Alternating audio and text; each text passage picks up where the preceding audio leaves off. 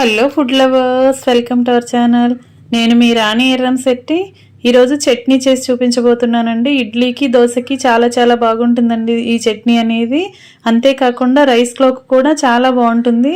ఆ ప్రాసెస్ అంతా కూడా నేను మీకు చూపిస్తాను. వీడియోని మధ్య మధ్యలో స్కిప్ చేయకుండా ఫస్ట్ నుంచి లాస్ట్ వరకు చూడండి. అలాగే నా ఛానల్ని ఫస్ట్ టైం వాచ్ చేస్తున్న వారైతే సబ్స్క్రైబ్ చేసుకోవటం మాత్రం మర్చిపోకండి. పక్కనే ఉన్న బెల్ ఐకాన్ని కూడా యాక్టివేట్ చేయండి. ఇంకా ప్రాసెస్లోకి వెళ్ళిపోదాం. ఇలా ఒక కప్పు ఎండుమిర్చి తీసుకోండి. మిర్చి అనేది మీ ఘాటుకు తగ్గట్టుగా తీసుకోండి. అలాగే ఒక కప్పు కొబ్బరి ముక్కలు తీసుకోండి. పావు కప్పు మినపప్పు తీసుకోండి. పొట్టు ఉన్న మినపప్పు అయితేనే ఈ చట్నీకి టేస్ట్ అనేది బాగుంటుందండి. అలాగే చిన్న నిమ్మకాయ సైజ్ అంతా చింతపండుని బాగా వాష్ చేసుకుని తీసుకోండి. ఇలా తీసుకున్నాం కదా. ఇప్పుడు ఒక 1/2 టీ స్పూన్ మెంతులు తీసుకుని ఎండుమిర్చిలో వేసుకోండి. అలాగే 1 టేబుల్ స్పూన్ జీలకర్ర కూడా తీసుకోండి. కొన్ని వెల్లుల్లి రెబ్బలు కూడా తీసుకోండి. ఇప్పుడు మినపప్పు కూడా ఎండుమిర్చిలో వేసేసుకుని అవన్నీ కూడా స్టవ్ మీద కళాయిలో ఆయిల్ పోసుకుని ఫ్రై చేసుకుందాం.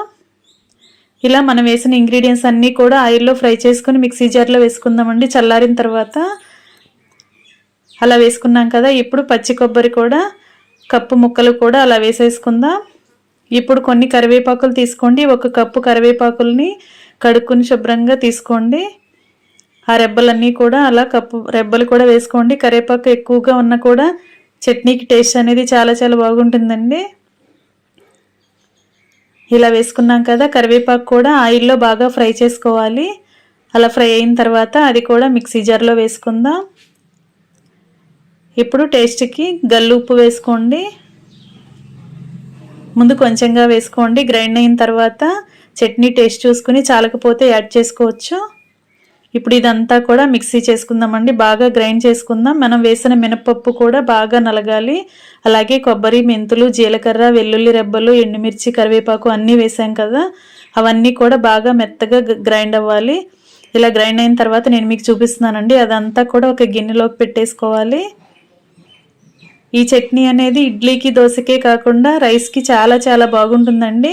అంతేకాకుండా రసం కానీ సాంబార్ కానీ చేసుకున్నప్పుడు కూడా ఈ చట్నీతో సర్వ్ చేసుకోవచ్చు. చాలా చాలా టేస్టీగా ఉంటుందండి. మనం పొట్టు ఉన్న మినపప్పుతో చేసాం కదా. చట్నీ టేస్ట్కి చాలా చాలా బాగుంటుందండి మినపప్పు అనేది. ఇప్పుడు అదంతా కూడా గ్రైండ్ అయిన తర్వాత గిన్నెలోకి వేసుకున్నాం కదా. ఇప్పుడు పోపు రెడీ చేసుకుని మొత్తం కూడా పోపు దినుసులు అన్నీ కూడా అలా చట్నీలో కలిపేసుకుందాం. పోపుకి మాత్రం పచ్చిశనగపప్పు, సాయమినపప్పు, ఆవాలు, జీలకర్ర, కొన్ని వెల్లుల్లి రెబ్బలు, కొన్ని కరివేపాకు రెబ్బలు వేసుకోండి. కొంచెంగా ఇంగువ కూడా వేసుకుని అవన్నీ బాగా ఫ్రై అయిన తర్వాత తాలింపు అంతా కూడా పోపు అంతా కూడా తీసుకుని చట్నీ గిన్నెలో వేసుకుని కలిపేసుకోవటమే. ఇంకా రెడీ అయిపోయిందండి. టేస్ట్ చాలా బాగుంటుంది. మీ అందరూ ఖచ్చితంగా ట్రై చేసి చూడండి. చట్నీ టేస్ట్ అనేది చాలా చాలా బాగుంటుందండి. మీ అందరూ ఖచ్చితంగా ట్రై చేయండి. Thanks for watching. నేను మీ రాణి ఎర్రంశెట్టి.